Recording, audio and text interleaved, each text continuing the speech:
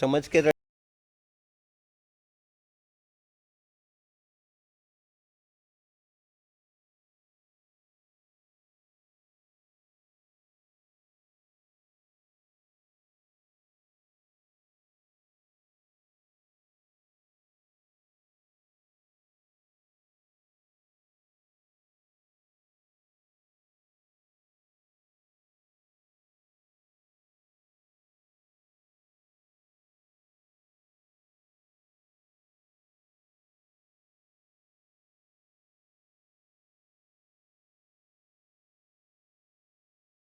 धन्यवाद, thank you. आह, पहले तो रांची आके कैसा लगा आपको सर? बहुत अच्छा लगा, बढ़िया शहर है। पहले भी आया हूँ, तो अच्छा है, बहुत बढ़िया, लोग बहुत अच्छे हैं। श्यामा प्रसाद में आपका इंटरेक्शन हुआ, बच्चों के बीच आप गए, वहाँ के बच्चों में क्या कुछ देखने को मिला आपको? क्या आप उनको प्रेरित किए? उत्साह, उत्साह, भरपूर उत्साह। स्कूल के बच्चे और कॉलेज के, यूनिवर्सिटी के सभी तरह के बच्चे वहाँ पर मिले। और एक जो कॉमन बात कहेंगे वो ये कि बहुत उत्साह था लोगों में, विद्यार्थियों में। बहुत उनकी इच्छा है, बहुत पढ़ने की, आगे बढ़ने की, बड़े काम करने की। तो इस कारण से इंटरेक्शन बहुत बढ़िया रहा। और हमने उनको, जो आप पूछ रहे हैं, संदेश यही दिया मुख्य रूप से कि अपनी क्षमताएं बहुत अनंत होती हैं। इसी का एहसास दिलाया मैंने कि वो निर्भर न करें कि ये नहीं है, वो नहीं है, कॉलेज में ये कमी है, स्कूल में वो कमी है, टेक्स्ट बुक अच्छी नहीं है, टीचर्स नहीं पढ़ा रहे हैं, ये सब कुछ नहीं, खुद से पढ़ना है। खुद से पढ़ना है और पढ़ सकते हैं, हर कोई पढ़ सकते हैं, खुद से उसी का अभ्यास करना, तभी आगे बढ़ेंगे। मुख्य रूप से ये संदेश दिया। अच्छा, आज का जो समय है, आज की जो परिस्थिति है, जिस हिसाब से स्टूडेंट पढ़ाई कर रहे हैं, पहले की बात करें और अब की अगर तुलना करते हैं, तो क्या कुछ आपको डिफरेंसेस नज़र आते हैं? बहुत सारे डिफरेंसेस हैं, बहुत सारे डिफरेंसेस हैं। एक तो ये ऑनलाइन और इंटरनेट और गूगल और ये सब आने के बाद से परिस्थितियाँ पहले से बदल गई हैं। पहले अधिकतर स्टूडेंट्स सेल्फ स्टडी पर फोकस करते थे और खुद से सॉल्यूशंस अपने निकालने की कोशिश करते थे। अब डिपेंडेंस हो गया है। अब तो कुछ होता है तो एक बहुत स्वाभाविक सा होता है कि गूगल पर देख लेते हैं। हाँ। इस कारण से खुद से सोचने की जो प्रवृत्ति है और खुद से अपने सॉल्यूशंस निकालने की प्रवृत्ति जो है वो घटी है। तो उसको फिर से वापस लाने का है, उसको भी मैंने फोकस किया कि बहुत इन्फॉर्मेशन है उस पर, गूगल पर, इंटरनेट के ऊपर, लेकिन यही खराबी भी है क्योंकि वहाँ पर कोई रेगुलेशन तो है नहीं, जो भी चाहे जो भी पोस्ट कर सकते हैं। तो इस कारण से ट्रैप होने की बड़ी संभावनाएं हैं कि हम गलत चीज़ें वहाँ से पढ़ लें और कर लें। तो एक तो ये फ़र्क है। और दूसरा फ़र्क ये आया है कि खास करके स्कूल सिस्टम के अंदर में, कि लोगों और कॉलेज में भी लोगों ने जो बहुत ज़्यादा एजुकेशन को जॉब के साथ जोड़ा है, जॉब ओरिएंटेड, वोकेशनल, कैसे जॉब किस में ज़्यादा मिलेगी, कम मिलेगी, तो सीखने का आनंद कम हुआ है। पहले वो नहीं था। पहले के समय में इसकी बहुत चिंता नहीं होती थी, कर ही लेंगे, जब पढ़ लेंगे तो कुछ कर ही लेंगे, कमा ही लेंगे। अब कुछ असुरक्षा की भावना इतना बढ़ी है समाज के अंदर में कि लोग एकदम चाहते हैं कि नहीं नहीं, वो आईआईटी में ही होना चाहिए और नीट में ही पास होना चाहिए।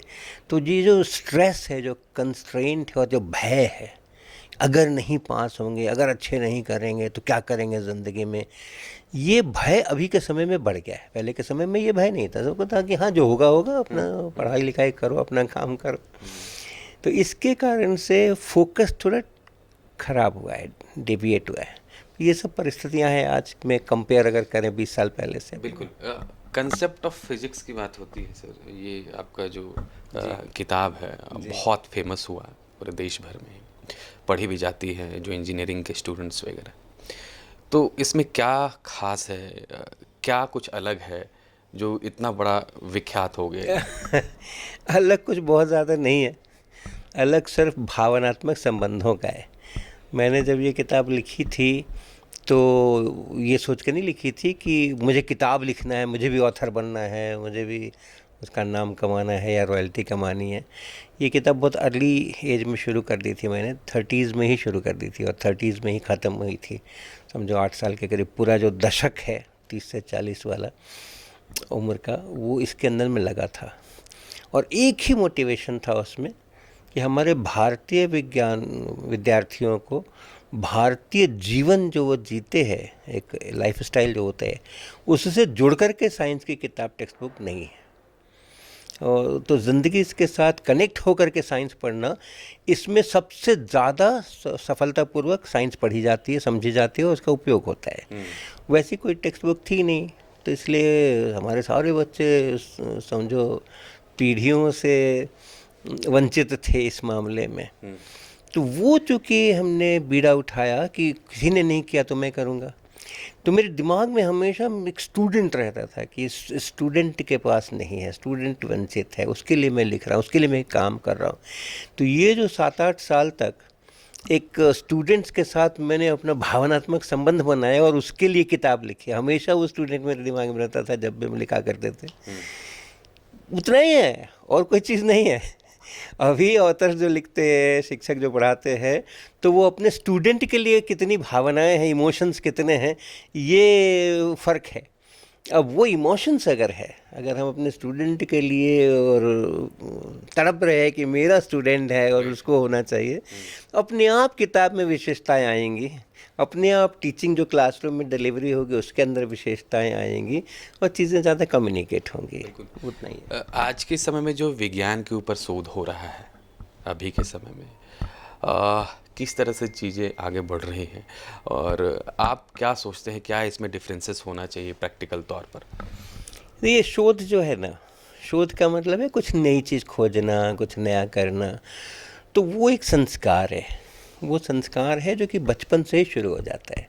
तो बचपन में हर कोई शोधार्थी होता है, बचपन में हर किसी को कुछ ना कुछ सीखना है, जो कुछ हो रहा है आसपास में उनसे सीखना है। लोग देखते हैं तो उसमें से सीखते हैं।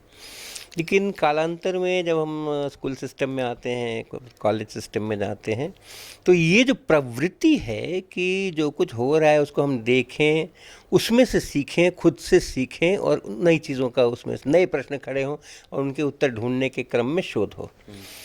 ये संस्कृति, ये संस्कार जो है वो इस समय में बहुत कम है। इस समय में वो संस्कार बहुत कम है कि मैं चीज़ों को देखूं, मैं अपने रास्ते खुद निकालूं, मैं उसमें से प्रश्न खड़े करूं, मेरे मन में प्रश्न आने चाहिए। जब प्रश्न आएंगे तभी तो शोध होगा, नए प्रश्न आएंगे तभी तो शोध होगा। तो ये नए प्रश्न आना और उसके लिए विचार पहले होना, उस तरीके की ट्रेनिंग होना, ये चीज़ घटी है। इसके कारण से हमारे शोध की जो गुणवत्ता है वो कम है। कुछ सेंटर जो अपने बहुत ही प्रसिद्ध सेंटर्स हैं, वहाँ पर थोड़े से लोग हैं जो कि इससे ग्रसित नहीं हैं, वो अच्छा शोध करते हैं और उन्हीं के कारण से भारत जो है विश्व के अंदर में आज विज्ञान टेक्नोलॉजी के अंदर में एक अच्छा स्थान रखता है। कोई इसमें दो राय नहीं। चेंज कैसे होगा सर? चेंज देखिए सामाजिक, ये एक सामाजिक विषय है, एक सामाजिक आंदोलन है। ये जो हमारा, जैसे मैंने कहा कि पढ़ाई लिखाई को और जॉब से और सैलरी से जोड़ करके, इनकम से जोड़ के हम लोगों ने इतना प्रोजेक्ट किया है, वो एक विषमता है। उससे सीखने की प्रवृत्ति घटी है और क्या करने से मुझे अच्छा सा जॉब मिलेगा, ज़्यादा सा सैलरी मिलेगी, उस पर फोकस किया है। ये रिसर्च के स्पिरिट के बिल्कुल उल्टा है। तो यहाँ से शुरुआत करना होगा। जो आप कह रहे हैं कि क्या करना चाहिए और क्या अंतर होना चाहिए, तो यहाँ से शुरुआत होनी चाहिए कि जो पढ़ना है, जो जानना है, जो स्कूल कॉलेज के अंदर में जो हम हैं, तो हम सीखने के लिए सीख रहे हैं, जॉब पाने के लिए नहीं सीख रहे। जॉब पाना will be A by product. लोग इस बात को नहीं समझते नहीं है। तो अगर हम सीखेंगे, अगर हमारे हाथों में हुनर होगा, अगर हमारे दिमाग में ताकत होगी, अगर हम नई चीज़ सोच सकते हैं और नए प्रश्न खड़े कर सकते हैं और उसके सोल्यूशन भी निकाल सकते हैं, कौन भूखों मरने वाला है उतना हुनर होने के बाद। लेकिन असुरक्षा की भावना इतनी है कि हम अपने ऊपर विश्वास नहीं करते और फिर हम ढूंढते हैं कंप्यूटर साइंस के अंदर में जॉब अच्छा मिलता है क्या, इलेक्ट्रॉनिक्स में अच्छा मिलता है क्या, सिरेमिक्स में क्या हाल है, इसमें क्या हाल है। एजुकेशन में तो जॉब ही नहीं होते हैं और MBA करो, कहीं कंपनी में जाओ। इसके कारण से ये पूरे शोध की स्पिरिट के खिलाफ जाता है। तो हमें यहाँ से शुरू करना पड़ेगा। हमें ये चीज़ लोगों में संदेश पहुँचाना, पेरेंट्स में संदेश पहुँचाना कि अगर बच्चे पढ़ेंगे सीखेंगे, इम्तहान में पास करना तो बहुत छोटी सी बात है, अगर पढ़ेंगे और सीखेंगे तो जॉब मिलेगी, या फिर वो अपनी जॉब क्रिएट खुद करेंगे, अपने लिए खुद का रास्ते ढूंढेंगे। उसके लिए इतना प्लान करने की ज़रूरत नहीं है कि ये होगा तो ये हो जाएगा, ये होगा तो ये हो जाएगा। आज के ऊपर अगर बात करें, जो फिजिक्स की पढ़ाई होती है सर, उसमें ये देखा जाता है कि प्रैक्टिकल से बच्चे जो है दूर भागते हैं। नहीं, आप बच्चों को दोष मत दीजिए, बच्चे दूर नहीं भागते हैं प्रैक्टिकल से, हम उनको प्रैक्टिकल करने की अपॉर्चुनिटी नहीं देते हैं। बच्चों को तो वो थ्योरी के क्लास से दूर भागते हैं, क्योंकि थ्योरी के क्लास में मन नहीं लगता है, वो पता नहीं क्या क्या समीकरण वो लिखते रहते हैं ना, ब्लैक बोर्ड के ऊपर कुछ कुछ बोलते रहते हैं, लिखते रहते हैं। हाथ से काम करने के लिए आप लैब में कहेंगे तो बच्चे तो बहुत प्यार से काम करेंगे। लेकिन हमारा जो सारा सिस्टम है, एक तो स्कूल कॉलेजेस के अंदर में जो शिक्षक हैं, जो एडमिनिस्ट्रेशन है, उनका फोकस भी थियरी पर ज़्यादा है और एक्सपेरिमेंट पे कम है, क्योंकि एक्सपेरिमेंटल लैब्स को मेंटेन करना, फिर उस तरीके का स्किल होना, चीज़ें ख़राब होती हैं अच्छी होती हैं, उसकी मरम्मत ये सब करना, उसको मेंटेन करना एडमिनिस्ट्रेशन के लिए एक चैलेंजिंग जॉब है। थ्योरी में कोई दिक्कत ही नहीं है, आपका बोर्ड का चौक ख़त्म हो गया तो चौक ले आओ, इतना ही काम करना है। फिर जितने प्रकार के एग्जामिनेशंस होते हैं, जितने प्रकार के एग्जामिनेशंस होते हैं वो सब थियरी बेस्ड होते हैं, चाहे नीट का होता है या जेई का होता है या CUIT का होता है। जितने प्रकार के कंपटीशन के एग्जामिनेशंस हैं उनके अंदर में एक्सपेरिमेंट्स की कोई पूछ नहीं है।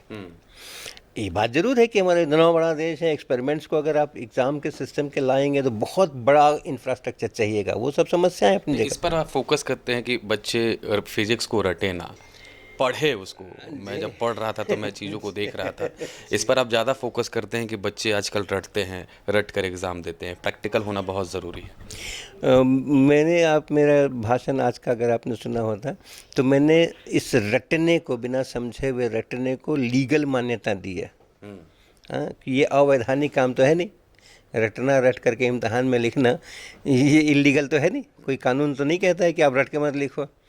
तो आप खूब रटो और आप खूब इम्तहान के अंदर में रट के लिखो, समझ के रट लिया तो अच्छी बात, नहीं समझ के रटता तो भी रट लो, अच्छा कर लो। लेकिन अगर आप सीखोगे नहीं, इम्तहान में बहुत सारे नंबर आ जाएंगे अगर रट करके आपने सही सही लिख दिए, लेकिन अगर आप सीखोगे नहीं, अगर आप फिर से वही सारी बातें दोहराएंगे, अगर आपके मन में प्रश्न खड़े नहीं होते हैं, अगर आप अपने सॉल्यूशंस खुद निकालने की क्षमता नहीं रखते हैं, विश्वास नहीं रखते हैं अपने ऊपर, तो आप बहुत ज़्यादा प्रगति, उन्नति नहीं कर सकते। न देश को आप कंट्रीब्यूट कर सकते हो, ना अपने लिए कंट्रीब्यूट कर सकते हो। तो ये है, तो प्रैक्टिकल की आप चर्चा कर रहे थे, बिल्कुल प्रैक्टिकल करने से क्या होता है कि एक संपूर्णता के अंदर सिचुएशंस मिलती हैं। जब चैप्टर पढ़ाते हैं तो एक एक चैप्टर, एक एक सेक्शन, एक एक फार्मूला अलग अलग पढ़ाया जाता है। एक्सपेरिमेंट करते हैं तो वहाँ वो अलग अलग नहीं होता है, वहाँ बहुत सारी चीज़ एक साथ होती है। तो समग्रता के साथ किसी परिस्थिति को देखना और फिर उसमें काम करना, उसका वहाँ पर अभ्यास होता है, तो बहुत ज़रूरी है वो, विज्ञान के लिए तो बहुत ही ज़रूरी है। तो वापस उसको लाने का है, अच्छे प्रयोगों, प्रयोगशालाएँ ठीक चलें, लोग उसके अंदर में काम करें। बच्चे नहीं भागेंगे, इतना तो तय है, बच्चे बिल्कुल नहीं भागेंगे, इतना तय है। अच्छा, ओवरऑल झारखंड की बात करें सर, तो यहाँ की जो पढ़ाई की व्यवस्था है, जो स्कूल कॉलेजेस हैं, यहाँ की जो पढ़ाई है, आप भली बात हर चीज़ों को देखते होंगे, समझते होंगे, आप कैसे पूरा ओवरऑल प्रोसेस यहाँ का एजुकेशन सिस्टम को देखते हैं? नहीं, देखिए उसका तो मेरे को ज्ञान नहीं है, क्योंकि वो तो झारखंड के अंदर में मैं बहुत जगह पर तो जा करके और सिस्टम को नहीं जानता हूँ। अब वाइस चांसलर साहब ने यहाँ बुलाया डॉक्टर श्यामा प्रसाद मुखर्जी विश्वविद्यालय में, तो मेरा इंटरेक्शन वहाँ हुआ। फिर कहीं कोई विद्यालय के, कोई स्कूल के प्रिंसिपल, कहीं और किसी यूनिवर्सिटी में, तो उस तरह के इंटरेक्शंस हैं। पूरे झारखंड में क्या हो रहा है, कैसी चल रही है, वो मैं कह नहीं सकता हूँ। लेकिन मेरा एक ऑब्जर्वेशन पूरे देश के लिए है, चाहे मध्य प्रदेश हो, बिहार हो, उत्तर प्रदेश हो, झारखंड हो, उत्तर भारत तो एक जैसा है बिल्कुल। तो ऑलमोस्ट सभी जगह पर एक ही प्रकार की समस्याएं हैं।